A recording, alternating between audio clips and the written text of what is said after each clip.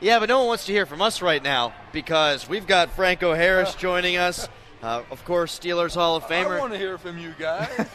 Well, then we'll just keep talking. You just sit there and listen. I want to hear what you have to say. Everybody wants to hear what you have to say, though, Franco, in regards to just the atmosphere. And this is part of what you guys helped create with what you did in the 70s. How did that? I see number 32 shirt. Can you there you go. Walking into Bettis's. Oh, my God. You still see that around town, and it's crazy. You don't see that in every other city, but you guys kind of set the legacy.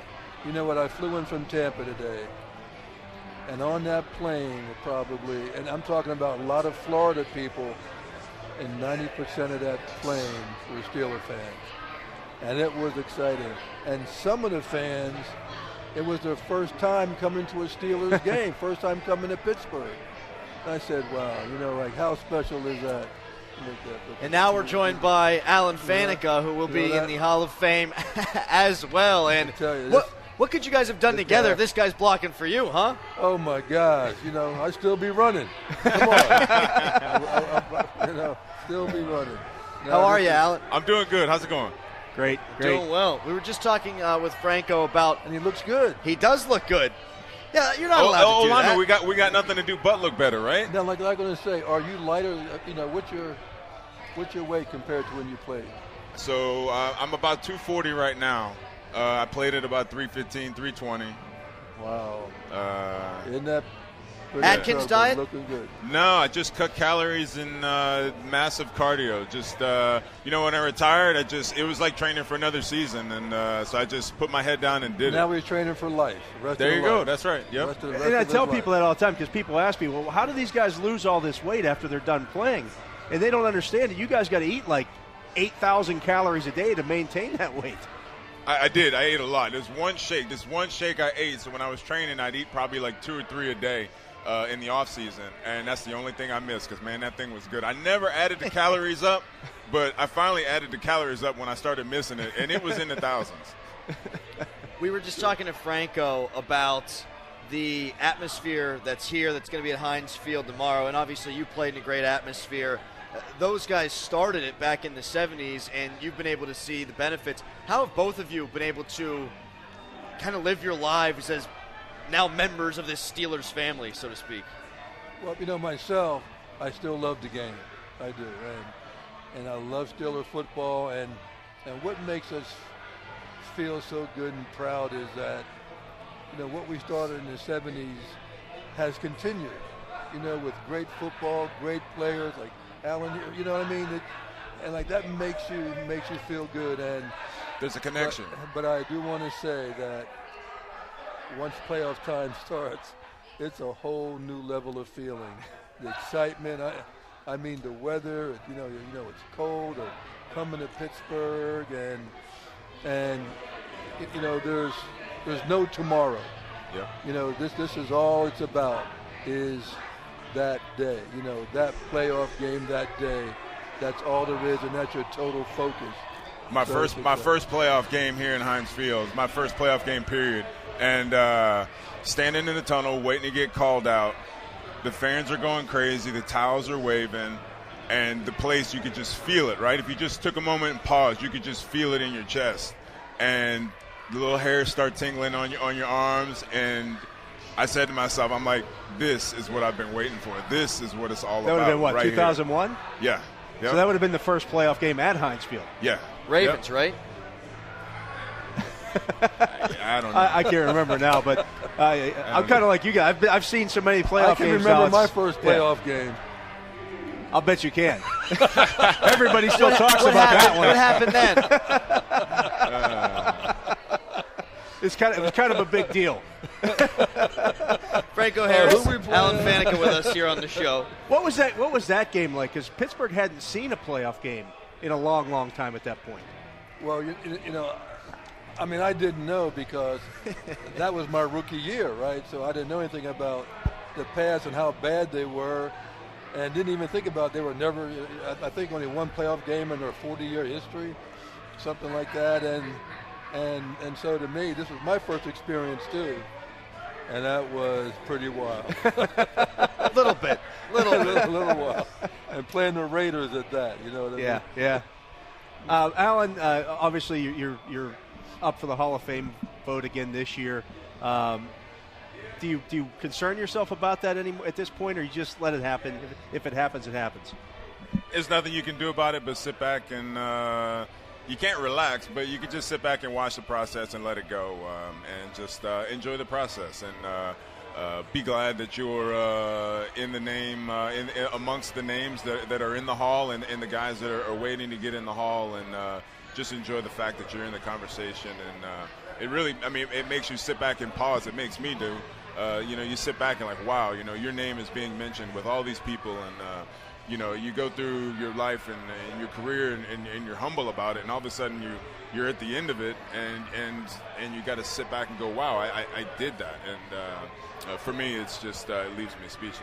And I'm not saying because he's here, but to me, it's not going to be a thing that if he gets in, but it could be a thing when. You know what I mean? And sure, I'd like to see it, at this time, but should be this time, but.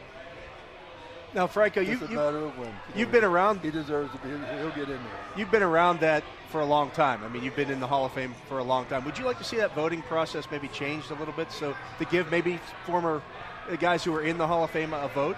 Well, you know what? It was an interesting process because I was involved in the selection thing for the old timers. Right. And.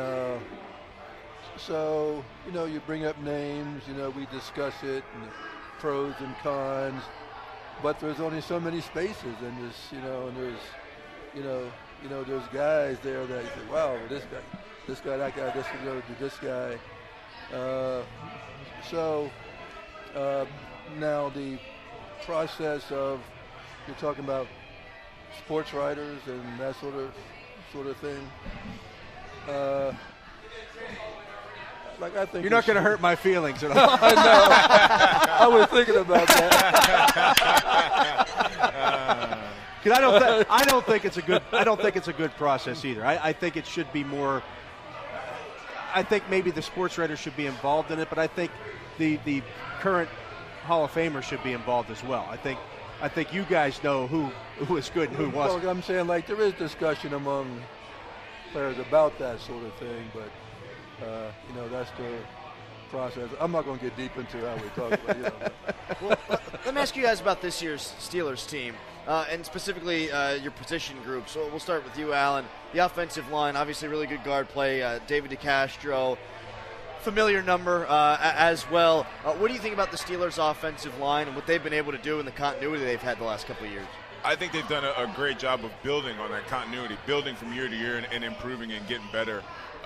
You look at Al over there at left tackle, continually getting better, and they do a good job of meshing together and growing as a group. They don't just play individually; they're out there together as a unit, and really that's what it takes up front. Me as an offensive lineman, I didn't pride myself on getting my guy, but can I get my guy and help my buddy out, or can I give him a little nudge and still get to my guy? And you start to see some of those things as a unit, and that's when you start to see some really good things up front. Which makes it easier for a guy like Le'Veon Bell. What do you think about him and his running style as the next great Steelers back? Right, and when you just talk with Alan here, that there's no doubt it starts with the line. That's where it all happens. That's what we rely on, and to me, there's no doubt in my mind that Le'Veon Bell, the best all-around back in the league, no doubt about it, and he produces. And I guess in a way, it makes me feel good saying, you know what?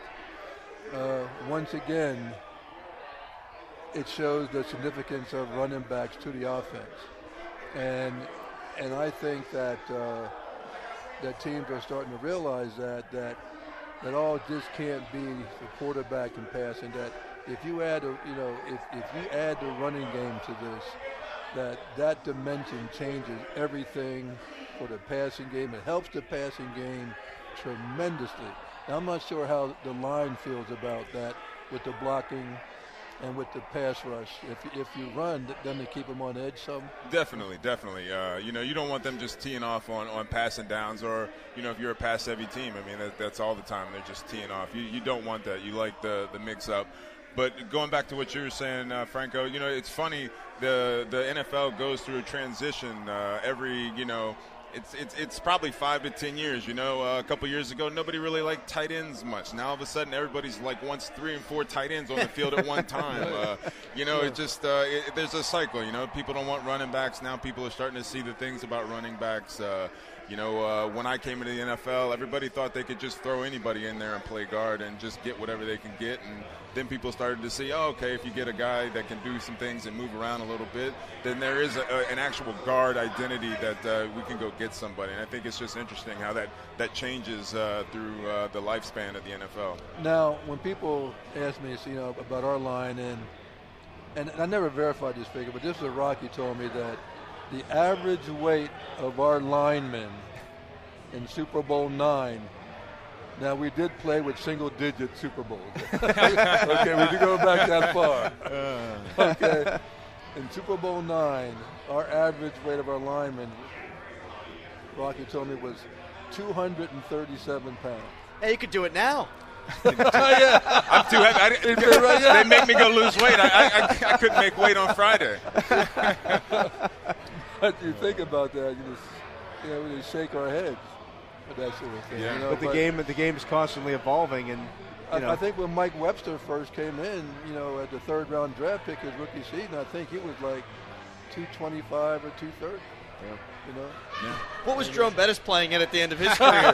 You tell me he could have been an offensive lineman back then. Yeah. Guys, really appreciate the time. Thank you so much. And you got a prediction for tomorrow? Win. Hey, guys, you know what? This is going to be a great game. It's going to be a great win for the Steelers tomorrow. And, Steeler football. I feel that we're going to start to see, Steeler football now in the playoffs. And that's a whole new level. And so I'm excited. I feel that energy, and I'm just getting excited. That's all. There you go. I like it. Well, I'm less excited because I was excited to talk to you guys, and now now it's over. So thank you so much for coming on. Appreciate it, guys. Yeah, enjoy the evening, guys. Franco Thanks Harris and Alan Faneca. They'll be here at Stage AE. So if you're not here, mosey on down. Let's go. You still got some time. Still people coming in the door. Yeah, we're off here in the next 12 minutes, but the party will continue. Usually when I'm out, the party's over, but this is different. The party will continue to rock. Dale and I are going to come back after a couple of minutes, and we're going to give you our final thoughts on what's going to happen tomorrow. Give us some predictions. It's Dale Lolley and Adam Crowley on Steelers Nation Radio.